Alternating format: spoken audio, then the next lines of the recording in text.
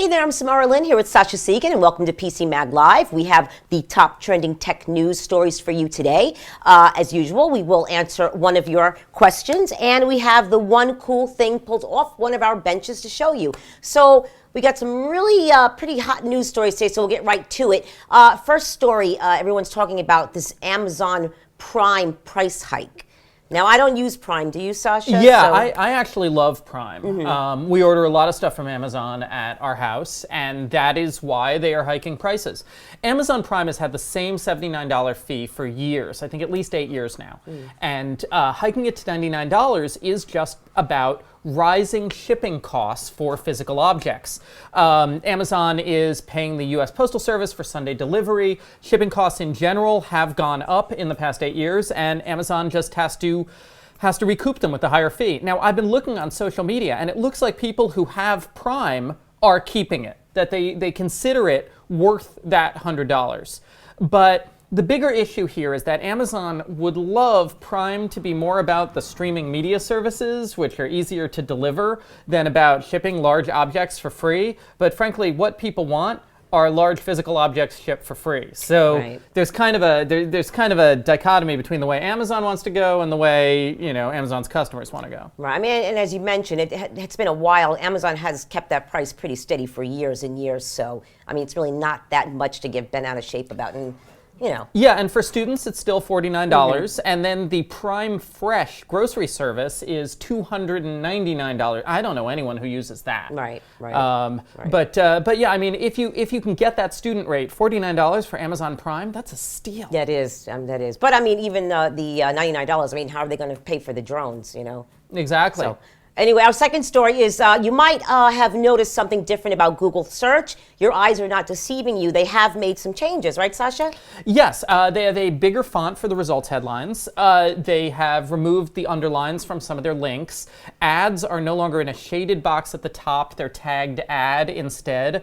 And these are all like these little minor changes. And what I find really funny about this is that people on social media, and especially on Reddit, the universe's capital of freakouts, are freaking out.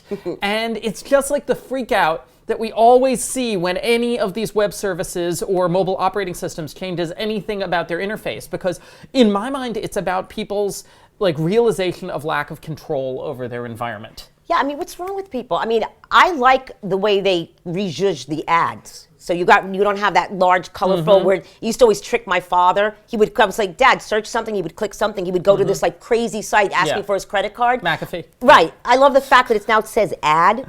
So what are people on Reddit getting so... It's just about the fact that a change happened that they weren't prepared for in something they use. And it's about this, as I said, this sudden realization of lack of control. Because people use these predictable services and they think they're predictable, and then every once in a while they're reminded that no, you don't own these services. They don't report to you.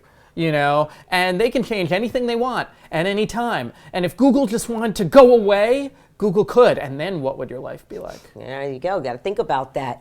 So our third story is kind of funny. I think it's funny. So LeBron James, he's a basketball player, right? Yeah, and he's being paid tons of money by Samsung to promote their products. And now what did he do, Sasha? He made a whoopsie. Yeah, he tweeted out, "My phone just erased everything it had in it and rebooted," just in shock. And then he deleted the tweet because he probably realized he is an intelligent man, and he probably realized that he had just accidentally, in panic, tweeted something negative about a company that is paying him tons of money.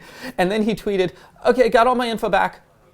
So, and it just makes me think of how unreliable these celebrity endorsements are. I mean, you think of at the Oscars, Ellen, taking that selfie with her sponsored Galaxy Note 3 and then going backstage and tweeting on her iPhone. Or Alicia Keys, the creative director of BlackBerry, going backstage and tweeting on her iPhone. My favorite is Oprah. What happened with Oprah? Yeah, The Surface was one of her. She sent out a message with one of her favorite things. picks for the year, and she sent that from an iPad. So yeah, I mean, and I just have to wonder, does anyone take these endorsements seriously now? I mean, it's obvious they're not organic. It's obvious they're not coming from the celebrity's true, actual love of the product. If you can't find any celebrities that actually do love your product and want to use it on a day-to-day basis, why aren't you just setting yourself up for a PR embarrassment? Yeah, I mean, just like us, celebrities use multiple types of devices too, but they definitely have to be a little bit more conscious when they're getting paid to endorse. But anyway, so we have a reader question, and Sasha, this is perfect for you. Yes, Merlin asked via email, what is going on with all of these HTC One leaks? Okay, the new HTC One is coming out on March 25th. And it is possibly the most leaked phone I've ever seen, okay? The Verizon model has already been sold on eBay, and the phone hasn't even been launched yet. HTC is in a tizzy about this. Obviously, they did not want everything about this phone to leak, down to the hardware, down to the box, down to multiple carrier brochures and models. And the leaks seem to be coming out of carrier partners and marketing contractors. And in my mind, what this speaks to is how little influence HTC has over their carrier partners. I mean, HTC makes beautiful, award-winning phones that they can't seem to sell. And they can't seem to, the carriers aren't taking their secrecy very seriously.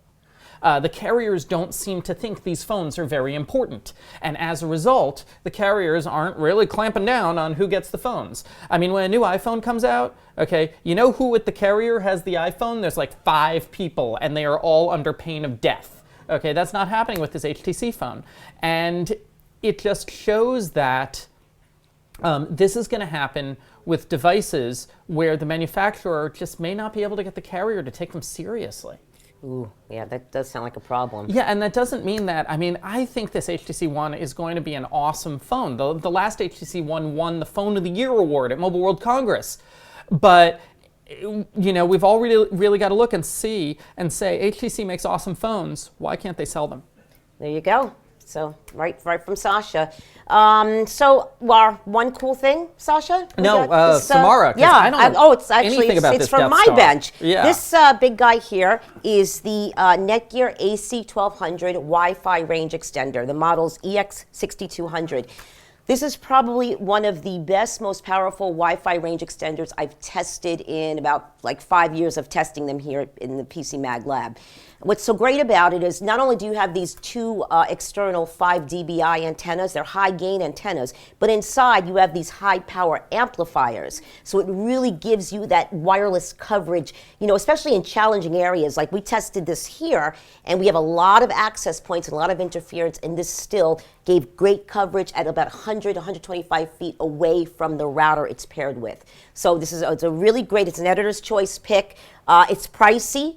For an extender, you're going to pay over $200 for this. But if you have a really challenging problem with getting good coverage, Wi-Fi coverage, you're going to sometimes have to pay a little bit more for more powerful hardware. So this is currently being edited, and we will have the review up very shortly on the site. Okay, terrific. So. Well, that's it for PCMag Live today. Thanks for joining us, and we will see you tomorrow.